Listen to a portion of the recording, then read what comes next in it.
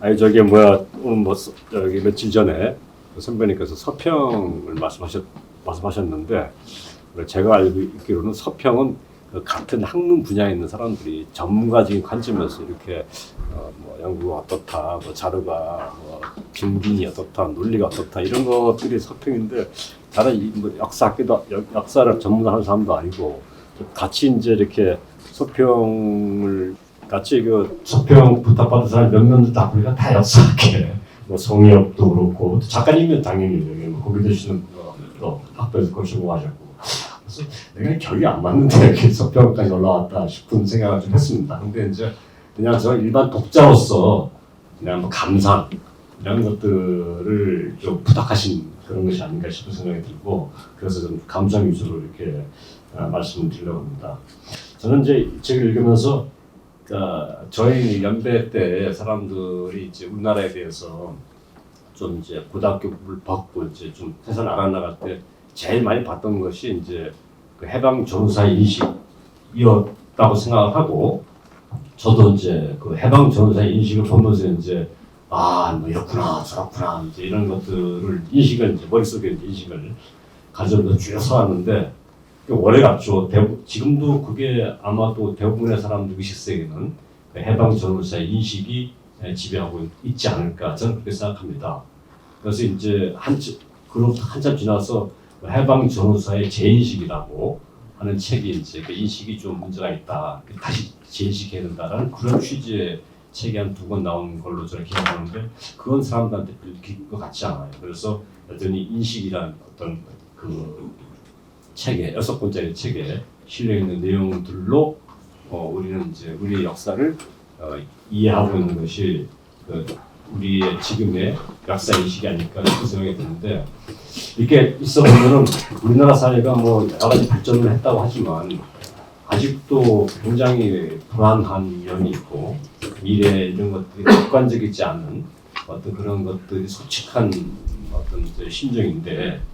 그 원인 중에 하나가 이 역사에 대한 인식에 있어서 오류나 과오가 많기 때문에 특히 그것이 역사에 대한 인식이라고 하는 게 저는 역사를 잘 모르지만 누가 하는 말로 어렸을 때 들었던 얘기는 뭐 과거와 현재의 대화다라고 하거나 이렇게 얘기하는데 그 대화는 이제 사람이 하는 건데 우리나라 역사에 대한 그 인식, 그 해방 전후사 인식의 어떤 인식의 대화의 주체는 누구냐 했을 때 이 대한민국이 아닌 것 같다. 이렇게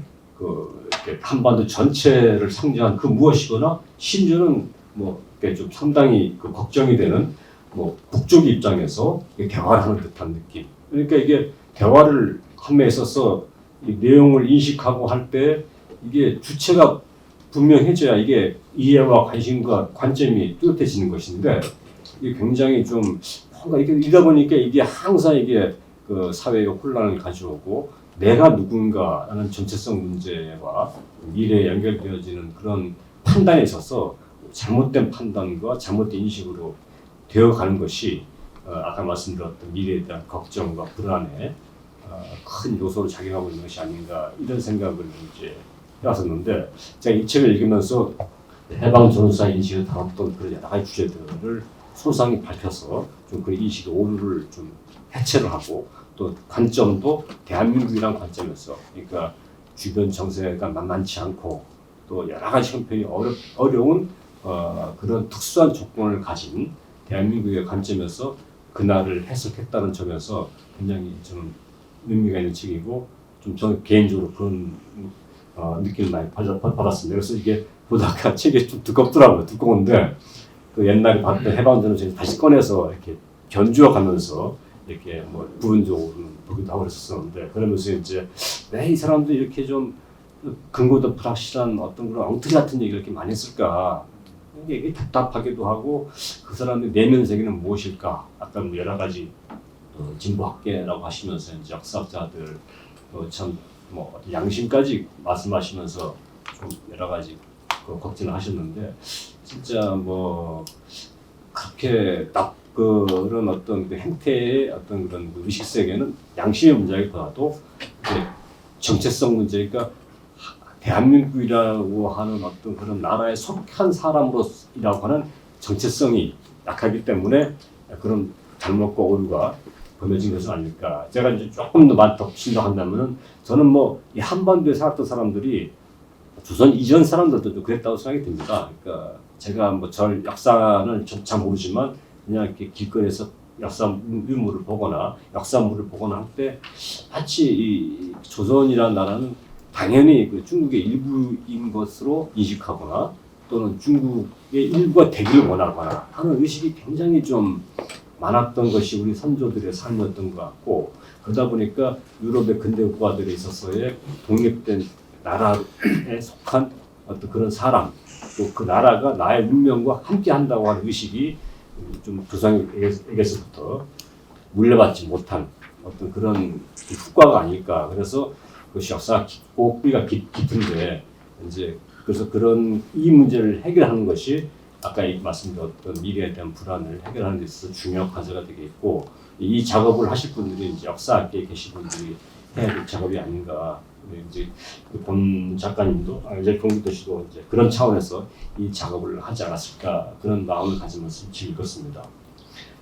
특별히 이제 또 이 책에서는 이승만에 대한 평가가 되게 중요한 부분이고, 오늘 말씀하실 때도 이승만 대통령에 대한 평가에 대해서 굉장히 이제 긍정적으로 평가를 하시고, 뭐 말씀 중에 의사사회 풍토에서는 쉽지 않은 어떤 그런 얘기 하시는데, 저도 이제 그런 두려운 마음을 갖고 항상 이승만에 대한 시각이나 또 얘기를 할 때는 이제 그런 두려운 마음을 갖고 이제 항상 보게 되는데, 어쨌든 그러니까 제가 이제 이 책에서 이렇게 보면서 특히 그 26장에서 이제 그 국제 정세를 읽는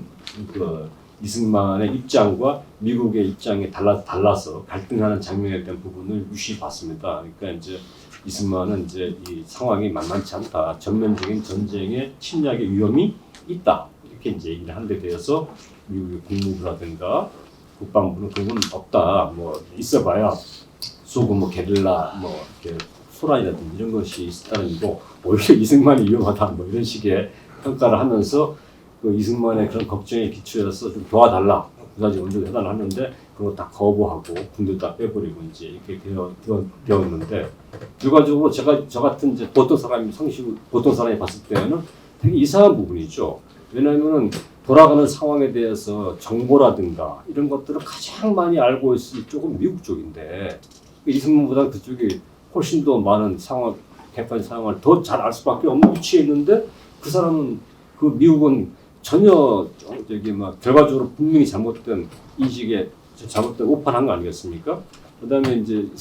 결국에 이승만이 정보의 양이라든가 이런 것, 경험의 양이라든가 이런 것들이 훨씬 낮음에도 불구하고 정확한 판단을 했단 말이죠. 그래서 이게 어떻게 이 사람이 이렇게 올바른 판단을 할 수 있었을까?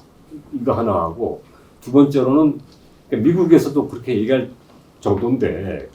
그 당시 사람들의 인식 세계에서 이승만 박사와 같은 어떤 그 걱정은 굉장히 소수거나 굉장히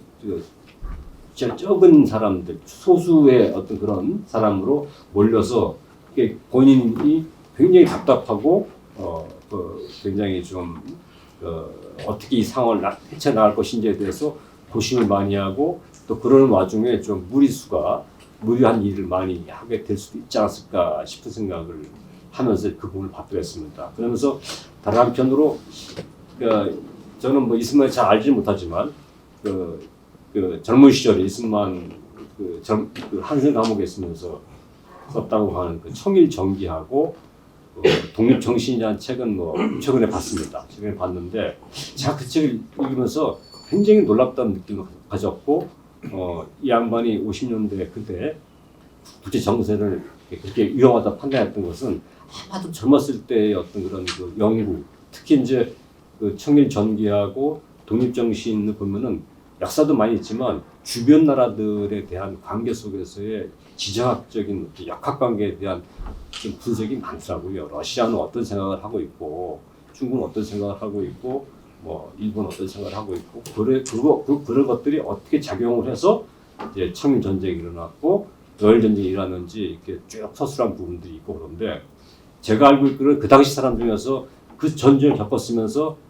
한반도에 있는 사람이어서 그 당시에 그런 글을 쓴 사람들은 제가 역사학자가 아니니까 잘 모르겠지만 제가 이렇게 제 나름대로 다른 사람 뭐라고 했나 찾아봤는데 아무도 없더라고요. 이 사람만 청일전기를 쓰고 그 주변 정세에 대해서 자기가 이제 해석하고 했던 사람이고, 근데 이제 그 해석이 굉장히 제가 볼 때는 약간 충격적이기도 하고 놀랍기도 하고 그랬습니다. 그러니까 이게 우리가 우리나라 사회에서 일반적으로 알려진 청일전쟁과 러일전쟁의 원인에 대해서 우리 국사학계 저희들 같은 사람들에게 대중적으로 전해지는 어떤 그런 메시지는 그냥 뭐 일본이라는 나라의 군국주의적 야욕이 원인이다라고. 시간. 알겠습니다. 죄송합니다. 빨리 하려고 했는데 어쨌든 그런 것들이 있고 지금 그것을 다시 좀 생각을 해볼 때가 된 것 같다. 지금도 우리나라에 중국이 지금 왜 저렇게 행동하는가, 뭐 일본은 무슨 생각하는가, 이런 것들에 대해서 우리는 조금 그냥 하고 싶은 대로 생각하는 것이 아닌가. 굉장히 어떤 좀 여러 가지 위험성을 내포하고 있는 그런 부분들에 대해서 생각을 좀 덜 하고 있는 것 같다라는 생각이 들면서 이승만이라고 하면 어떻게 했을까, 이런 것들을 생각해 보게 되는 그런 감사가 가졌는데, 그런 감사문 정도로 소표를 마치도록 하겠습니다. 죄송합니다.